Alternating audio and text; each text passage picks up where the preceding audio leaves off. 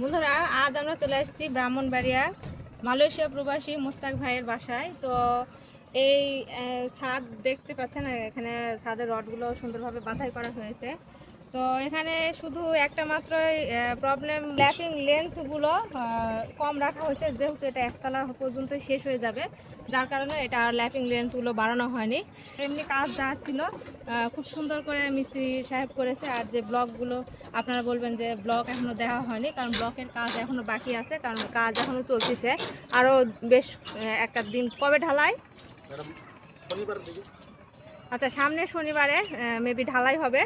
তো তার মধ্যে যা টুকিটাকি কাজ আছে সেগুলো সব শেষ করে ফেলা হবে। তো এই সাইডটাতে এসে আমার ভালোই লাগলো, যেহেতু আমার দেশের বাড়ি, আমার গ্রামের বাড়ি, আমি যেখানে থাকি, আমার কনসালটেন্ট যেখানে, সেটা হচ্ছে নওগাঁ রাজশাহী বিভাগে, আর আমি আসছি ব্রাহ্মণবাড়িয়া। এটা আমার জন্য অনেক কিছু।